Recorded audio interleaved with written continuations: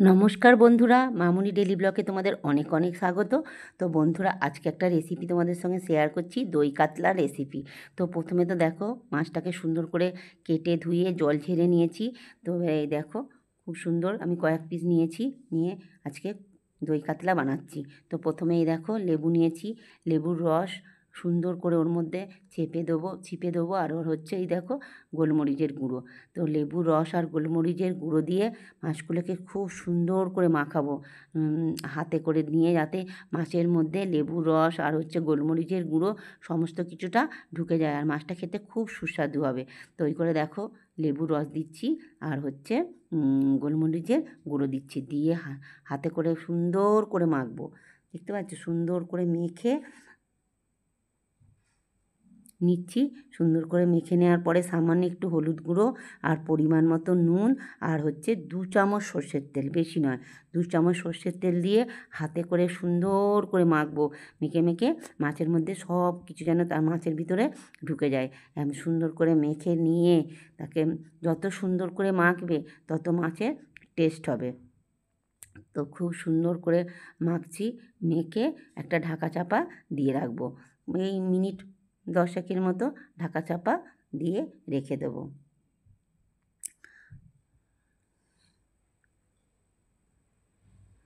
সুন্দর করে মেখে ঢাকা চাপা দিয়ে রাখবো। এবার একটা কড়ার মধ্যে তেল দিয়ে, তেলটা গরম হয়ে গেলে মাছগুলো একটা একটা করে সুন্দর করে হালকা করে ভাজবো, বেশি মানে কড়া না, একদম শুধু হালকা করে ভেজে নেবো। প্রত্যেকটা মাছ এইভাবে একটা একটা করে সুন্দর করে অল্প তেলেই বানাবো, বেশি তেলও দেবো না।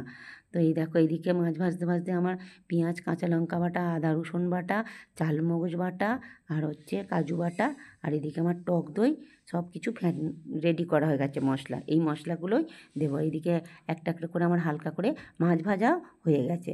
তো এবার ওই কড়াই, ওই তেলের মধ্যে 2টো শুকনো লঙ্কা আর একটা তেজপাতা আর একটু গরম মশলা দেবো। গরম মশলা দিয়ে গরমটাকে সুন্দর করে একটু ভাজবো। যখন সেন্টটা বেরিয়ে আসবে, ওর মধ্যে কাঁচা লঙ্কা বাটা আর পেঁয়াজ বাটাটা দিয়ে দেবো। দিয়ে সুন্দর করে গ্যাসটাকে প্রথমে জোর দেবো, দিয়ে পরে আস্তে করে দিয়ে সুন্দর করে একদম সারাক্ষণ নাড়তে হবে, যতক্ষণ না হচ্ছে পেঁয়াজের জলটা শুকায়। পেঁয়াজের পুরো জলটা একেবারে যাতে শুকিয়ে যায়, সেরকম করে সারাক্ষণ মানে সুন্দর করে কষাতে হবে। তো সুন্দর করে আমি কষাচ্ছি যতক্ষণ না জলটা শুকনো হচ্ছে। পেঁয়াজ আর কাঁচা লঙ্কার একটা যে জল বেরোয়, সেটা শুকনো হয়ে যাওয়ার পরে ওর মধ্যে আমি দিলাম আদা রসুন বাটাটা। আদা রসুন বাটাটা দিয়ে সারাক্ষণ সুন্দর করে নাড়বো, একদম মানে পেঁয়াজ বাটা কাঁচা লঙ্কা বাটার সঙ্গে একদম মিশিয়ে দেবো। আদা রসুনের একটা গন্ধ আছে, সেই গন্ধটা যতক্ষণ না যাচ্ছে ততক্ষণ আমি ভাজতেই থাকবো, কষাতেই থাকবো। দেখো সুন্দর করে আমি কষাচ্ছি একদম, মানে যতক্ষণ না আর কি, দেখো একদম পুরো জলেই পুরো শুকনো হয়ে গেছে, অথচ কড়াতেও ধরে যায়নি তলায়। তো এরপরে আমি দেখো খুব সুন্দর করে ভেজে নিয়েছি, কালারটা এখনও চেঞ্জ হয়নি।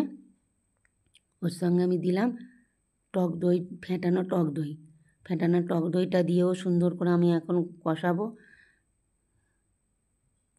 কষিয়ে কষিয়ে যতক্ষণ না তার কালারটা চেঞ্জ হচ্ছে ততক্ষণ আমি কষাবো। দেখো গ্যাসের ফ্লেমটাকে একদম কমিয়ে দিয়েছি, আর একদম আমি কিন্তু তেল অ্যাড করছি না। দেখো সুন্দর করে দেখো, যেই অতটুকু মাছ ভাজার তেল ছিল তার মধ্যেই আমি করছি। তো আমি যতক্ষণ হচ্ছে এটা মিক্সড করব, কষাবো, যতক্ষণ না কালারটা চেঞ্জ হচ্ছে ততক্ষণ আমি নাড়তেই থাকবো। দেখো সুন্দরভাবে কষিয়ে কষিয়ে একদম ওর সঙ্গে মিক্সড করে দেবো। আমি কিন্তু এখনও একটুকু জল অ্যাড করিনি, মানে সারাক্ষণ আমি নাড়তেই থাকছি। আর একদম দেখো তলায় নিচতে কিন্তু ধরেনি, গ্রেভিটা ধরেনি। খুব সারাক্ষণ নাড়তে হবে, যত নাড়বে তত স্বাদও হবে, কিন্তু কালার এখনও কিন্তু চেঞ্জ হয়নি।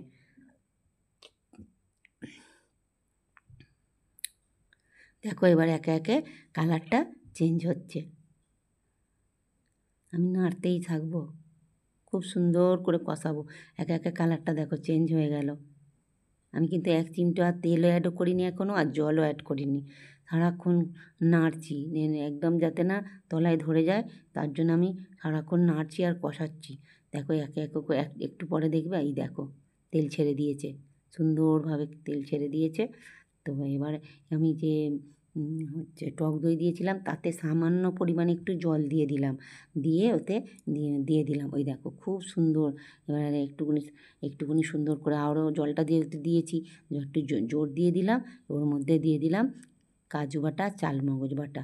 কাজু বাটা, চালমগজ বাটাটা দিয়ে আবার একটু কষাবো। সুন্দর করে কষাচ্ছি, দেখো একটা খুব সুন্দর স্মাইল বেরিয়েছে। তো যাই হোক দেখো এবার কিন্তু চেঞ্জ হয়ে গেছে কালারটা, পুরো গ্রেভির কালারটা পুরো চেঞ্জ হয়ে গেছে। ওর সঙ্গে আমি একটু জল অ্যাড করলাম এতক্ষণ পর, আর একটু চিনি অ্যাড করলাম।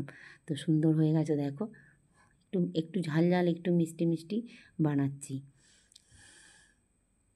তো দেখো আমি আমার প্রয়োজন মতো হচ্ছে গ্রেভি বানাবো যতটা, ততটা আমি জল অ্যাড করে দিলাম। দিয়ে এবারে যে হালকা করে ভেজে রাখা মাছগুলো ছিল, হালকা করে ভেজে রাখা মাছগুলো আমি একে একে গ্রেভির মধ্যে দিয়ে দিলাম, আর গ্যাসটাকে কমিয়ে দিলাম। দিয়ে এই মিনিট 5 মতো ঢাকা চাপা দিয়ে রেখে দেবো। ওটা কিরম গুটগুট করে ফুটছে দেখো, ওইদিকে গুটগুট করে ফুটছে, আর মাছের মধ্যে সমস্ত এগুলো ঢুকে যাচ্ছে। তার জন্য আমি হালকা করে চাপা রেখে হালকা করে গ্যাসটা দিয়ে আর চাপা দিয়ে দেবো।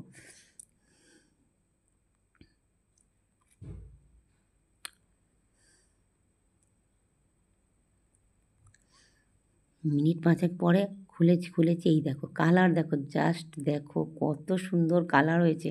ওর মধ্যে আমি ঘি দিয়ে দিলাম, ঘি দিয়ে এবারে হচ্ছে ঘি দেওয়ার পরে একটা খুব সুন্দর সেন্ট বেরিয়েছে। তা দেখতে হয়েছে দেখো বন্ধুরা, দারুণ দেখতে হয়েছে। তো এই দেখো এরপরে গরম মশলা দিলাম।